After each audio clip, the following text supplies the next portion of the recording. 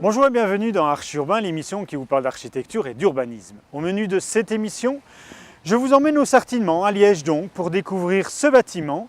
Il s'appelle Giga Entreprise et pour en parler, j'ai convié Olivier Béard de l'ASPI ainsi que les architectes Jonathan Renson et François Lemaire du bureau Gérard Lemaire Associés. On les retrouve directement. Bonjour Olivier. Bonjour Emma. Tu vas bien ? Parfait. Nous sommes ici à Liège, nous sommes au Sartillement, au CHU ? Au Sartillement, dans le campus universitaire, sur lequel on trouve également le CHU, donc où il y a non seulement une partie hôpital, mais également, c'est peut-être un peu moins connu, quoique, il y a également le Giga dans une des tours. Alors je vais prendre ma respiration, c'est la grappe interdisciplinaire de géoprotéomique appliquée. Il faut juste retenir, c'est que ce sont des chercheurs qui travaillent dans le domaine des biotechnologies. Ils sont plusieurs centaines sur place. C'est vraiment une des forces de Liège. Liège maintenant existe au niveau biotechnologique. Quoi, tu vas me dire que Liège est connu mondialement pour ses recherches Oui, j'ose, mondialement. Certainement au niveau européen, mais même mondialement. Oui. Bon, mais tu n'es pas chercheur. Pas du tout. Tu n'es pas architecte. Pas non plus. Alors, qu'est-ce que tu fais dans Archurbain ? Eh bien, parce que je représente l'ASPI, qui est l'Agence de développement économique pour la province de Liège. Oui. Et un de nos métiers, c'est de développer des parcs d'activités économiques, mais aussi des bâtiments, comme celui dans lequel on se trouve, qui visent à un peu créer les conditions de possibilité pour que de jeunes entreprises puissent voir le jour et décoller. Alors, ça veut dire que les chercheurs étaient à l'étroit au CHU et ils ont été frappés à ta porte et ils ont dit on aimerait bien des bureaux ou des laboratoires pour naître et puis grandir peut-être ailleurs. Voilà, c'est un petit peu ça. Disons que tant qu'ils font vraiment de la recherche appliquée, recherche fondamentale, ils sont très bien au Giga. C'est fait pour ça au niveau d'une des tours du CHU.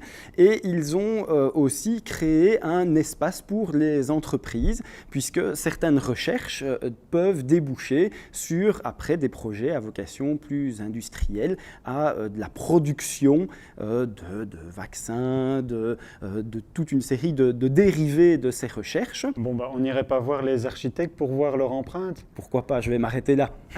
Allons-y. François, bonjour. Bonjour Emma. Alors, la société, ton bureau d'architecture s'appelle Gérard Lemaire. Et associé. Et associé. Alors, tu t'appelles déjà François et non pas Gérard. Donc, qui est Gérard ? Philippe Gérard est un ami avec qui je me suis associé en 1999, oui. En 1994, et nous avons fait la société d'architectes en 1999. Oui. Et quelques années plus tard, Jonathan Renson nous a rejoints et s'est associé à nous il y a 3 ans. Lui s'appelle associé alors ? Il s'appelle associé, voilà. Parfait. Donc nous avons ainsi les 3 pères fondateurs. Que fait Gérard Lemaire et associé ? Nous travaillons essentiellement finalement pour le public et le privé. Ici, nous sommes donc au Sartillement. C'est quoi, un incubateur ?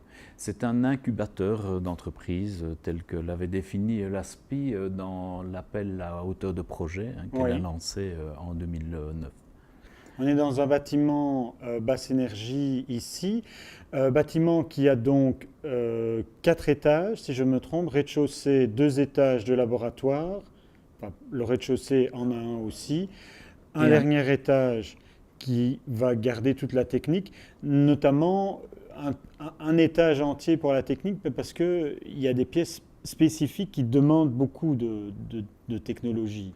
Oui, exactement. Pour développer des programmes de laboratoire comme ceux-là, il y a énormément de techniques à installer dans le bâtiment ou sur les toitures. Donc nous avions décidé dans notre idée de nid implanté dans la nature, de cacher toutes ces techniques et de les englober dans le volume du bâtiment. Bon, si on demandait à Jonathan quelle est la genèse du projet. Jonathan, bonjour. Bonjour Emma. Il paraît que tu vas nous parler de la genèse du projet. Alors on a bien compris que c'est pour donner des bureaux aux chercheurs. Tout à fait, oui. Donc la genèse du projet, ça s'est déroulé vraiment ici en bas, devant le CHU, où on était tous les trois, Philippe, François et moi, Oui. à réfléchir à ce qu'on pourrait faire finalement, suivant le programme et suivant ce qui nous avait été demandé. Oui. Et donc au bureau, on aime bien avoir des bâtiments qui parlent avec le site. Mhm. Et donc il faut revoir un peu l'ensemble ici du site du Sartillement. Donc déjà le site du Sartillement, quelque chose qui est assez extraordinaire, et un site qui est bâti mais qui est aussi, et peut-être surtout, végétal. Boisé, oui. Boisé et très végétal. Donc ça c'était la première réflexion. Ensuite il y a le site plus petit, on va dire, Ouais. donc à une échelle plus petite, où on est finalement sur un parking qui est très vaste. Mhm. On a une petite parcelle sur le coin d'un parking qui est très vaste et surtout qui fait face au bâtiment du CHU.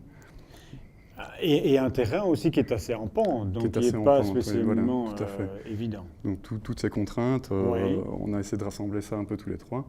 Et alors en bas là-bas, en discutant, on a eu l'idée d'un nid. Oui. Parce que la vue qu'on a du site là-bas en bas, c'est plutôt toute la couronne végétale Oui. qui tourne autour du site. Et donc on a imaginé d'avoir un nid qui était un peu perché, un peu suspendu là au-dessus dans la végétation. Ensuite on s'est dit, ben voilà, les sociétés qui sont à l'intérieur vont grandir, et donc on fait la même chose avec le volume en fait. Le fait qu'il va grandir, il se gonfle un petit peu, et puis à un moment donné, la dernière phase c'est l'éclosion.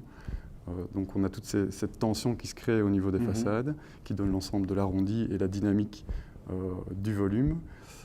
Et ensuite on a une ouverture, une déchirure qui se crée sur toute la zone d'entrée et la zone de circulation verticale. Alors tu veux qu'on parle d'abord de la façade ou tu veux qu'on parle d'abord de l'intérieur? Peut-être la façade, on va rester sur Alors la on façade. reste sur la façade. Donc effectivement, c'est bien pour ça qu'il n'y a rien qui est droit sur cette façade, c'est pour donner cette image d'éclosion. L'éclosion, et puis encore une fois, en relation par rapport aux sociétés qui sont des sociétés. Donc une image prospective, Ouais. une image dynamique Mhm. d'un volume, en relation toujours avec à la fois le site, donc quelque chose qui est plus arrondi, peut-être un peu plus naturel. Vous êtes allé jusqu'au bout de votre nid, puisque même le toit est en bois, personne ne le voit. On le voit quand même du CHU, Ah. de l'autre côté, quand on est tout au-dessus. Et puis il y a des perspectives qui font, comme tu l'as dit tout à l'heure, le site est vallonné et donc Oui. le bâtiment se voit quand même de très loin. C'est ça. Et on peut voir cette toiture. Mais alors l'idée, de toute manière, donc, il a les vues évidemment, mais donc ça je te l'assure, on le voit, mais aussi le fait d'avoir cet objet qui soit un objet complet, Mhm. donc pas simplement 4 façades, mais non, vraiment un incubateur, quelque chose qui englobe Mais les sociétés. Je trouve aussi que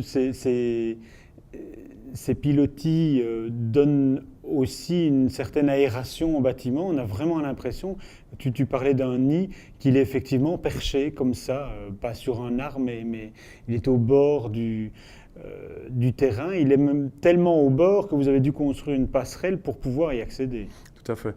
Donc sur un arbre on ne pouvait pas, un seul n'aurait pas suffi.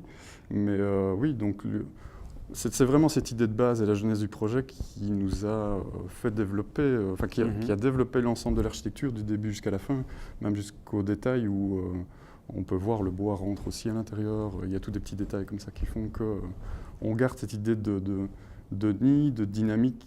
Le bardage en bois, ça a des propriétés particulières pour l'énergie du bâtiment? Pas vraiment pour l'énergie. Oui. Maintenant, c'est l'utilisation d'un bois, d'un matériau naturel, Oui. renouvelable évidemment, ça tout le monde le sait.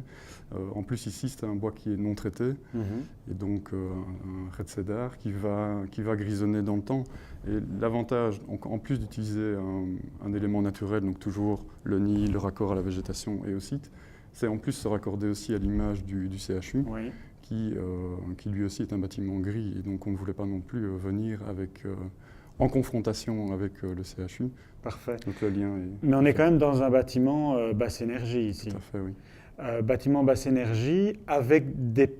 Le programme est quand même un peu compliqué parce que On est dans une des salles de laboratoire. Il y a combien, tu as parlé de cellules, donc il y a combien de cellules comme ceci? Il y a 22 cellules, et il y a à la fois des cellules de bureau et des cellules de laboratoire. D'accord. Donc, pour permettre en fait aux entreprises, comme on ne sait pas qui va venir s'y installer, Oui. on ne sait pas non plus s'il y aura une seule cellule, 2 cellules, 3 cellules. Bon, ils ne vont pas pouvoir louer l'ensemble des cellules, Oui. parce qu'à ce moment-là, ça devient une entreprise Oui. et ils n'ont plus vraiment raison de s'implanter dans ce genre d'infrastructure. Mais voilà, Ok, donc en fait, ils louent en fait une, 2 ou 3 cellules, enfin, c'est ce ça, qu'ils veulent oui, louer. ce qu'ils veulent. Parlons un peu justement de ce local technique. Il est quand même surdimensionné par rapport à la taille du bâtiment. Pourquoi? C'est justement le programme qui demandait ça? Oui, le programme le demande, parce que les laboratoires demandent des techniques qui ne sont pas habituelles, des techniques d'arrivée de gaz, d'arrivée d'eau particulière, des techniques aussi de filtration d'air plutôt poussées. On a aussi dans le bâtiment une salle blanche. Qu'est-ce que c'est cette salle blanche? Ça a l'air d'être quelque chose d'extraordinaire. C'est une salle blanche, c'est vraiment une salle avec un environnement hyper pur et très traité, très contrôlé pour pouvoir y développer différentes choses suivant les utilisateurs. On a parlé des matériaux, on a parlé du béton, on a parlé du bois. Je voudrais parler également des couleurs. On a parlé de la salle blanche, donc il y a beaucoup de blanc dans le bâtiment, mais pourtant il y a quand même une couleur que l'on voit, un certain bleu, une gradation de bleu d'étage en étage. Pourquoi ce bleu? C'est pour aller avec ta veste? Non, pas du tout. Alors ça c'est un choix à un moment donné, mais ce qu'on voulait quand même c'est d'avoir une différenciation, un code couleur, une différenciation d'étage en étage.